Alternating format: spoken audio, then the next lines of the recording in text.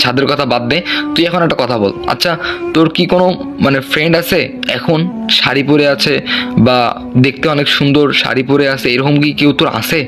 তখন ফাহিম বললো, হ্যাঁ অনেকেই তো আছে, তুই কার কথা বলতেছিস? আমি বললাম, আরে ভাই আমি একটু আগেই ছাদে দেখলাম সেই মেয়েটা দাঁড়িয়ে আছে, কিন্তু হঠাৎ করে মেয়েটা না অদৃশ্য হয়ে গেল, আর দেওয়ালের মধ্যে রক্ত দিয়ে লেখা উঠলো। সেই সময় ফাহিম আমাকে বলল, ধুর কিসব আবল তাবল বলতেছিস, খাওয়া দাওয়া করছিস? খাওয়া দাওয়া তো করিস নাই, হয়তো বা ওই জন্যই তোকে অনেকটা টায়ার্ড লাগতেছে, চল খাওয়া দাওয়া করে ফেলবো। আমি বললাম, দোস্ত আমার কথাটা শোন। তখন ফাহিম আমার কোনো কথা শোনে না। তারপরে খাওয়া দাওয়া করলাম, আর 2 ঘন্টা পর ফাহিমের বিয়ে, রাত 12টার সময়। আমরা সবাই চলে গেলাম কোণে বাড়িতে, একটু পরেই বিয়ে হবে। ফাহিম আর আমি দাঁড়িয়ে আছি, কারণ গেট ধরেছে অনেক ছেলে মেয়েরা আমাদের কাছে বকশিস নেওয়ার জন্য।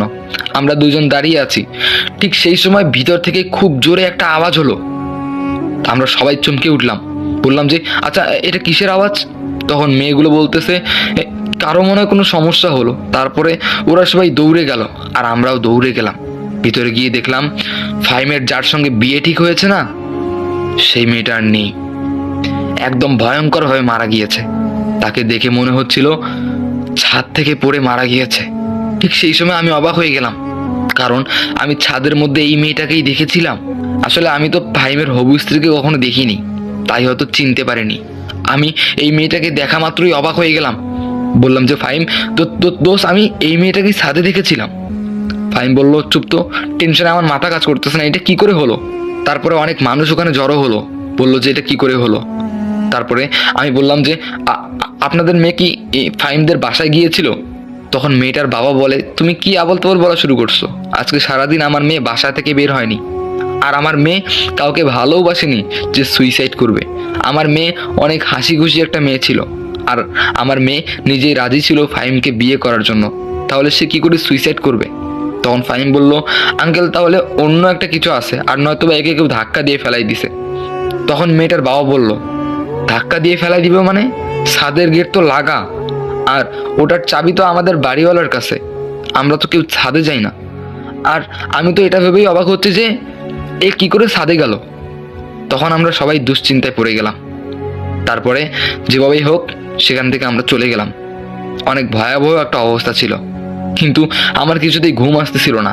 বাড়ি থেকে আসতে না আসতে এরকম কাহিনী শুরু হলো। প্রথমে রাস্তার মধ্যে ডাল পড়লো, তারপরে ছাদের মধ্যে সেই মেয়েটা, তারপরে নন্দিনী লেখা রক্ত দিয়ে, আবার এখানে ফাহিমের হবু স্ত্রীর মৃত্যু। আমার পুরোই অবাক লাগতেছে, আর আমি ফাহিমকে বলার আগেই ফাহিম বিভিন্ন রকম কথা বলে কাটিয়ে দিচ্ছে এগুলা। কিছুই বুঝতেছি না কি হচ্ছে আমার সঙ্গে। যাই হোক, আমার বাবা মা চলে গিয়েছে বাসায়। এর কারণ আমার বাবা মা চলে গিয়েছে বাসায় কারণ ফাহিমের বিয়েটা হলো না, ভেঙে গেল। যার সঙ্গে বিয়ে হওয়ার কথা সেই তো মারা গেল। তবে কি করে মারা গেল সেটা আজও জানতে পারেনি পুলিশ, এখনো তদন্ত চলতেছে। ফাহিমকে বললাম, দোস্ত এটা কি করে হলো রে? তখন ফাহিম বলল আমাকে, শুধু এইটা না। আমি বললাম তাহলে?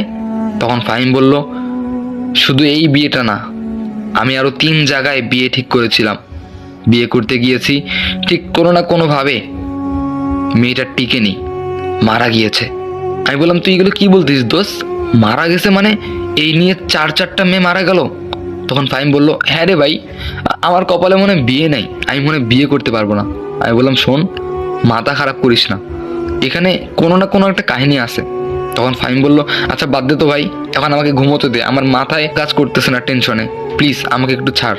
আমি বললাম, আচ্ছা ঠিক আছে, সাবধানে থাকিস। এরপরে ফাহিমকে রেখে আমি চলে গেলাম আমার রুমে। এরপরে আমি শুয়ে পড়লাম, তবে আমার কিছুতেই ঘুম আসতেছে না, শুধু ভয়ানক স্বপ্ন দেখতেছি আমি, খুবই ভয় লাগতেছে আমার। এরপরে হঠাৎ করে আমার চোখটা লেগে আসে, তারপরে একটা ভয়ঙ্কর আওয়াজ শুনতে পাই। আওয়াজ শুনে আমার ঘুম ভেঙে যায়। চোখ খুলে দেখতে পেলাম আবার সেই মেয়েটা, যেই মেয়েটা মারা গিয়েছে, মানে ফাহিমের ওয়াইফ, হবু স্ত্রী।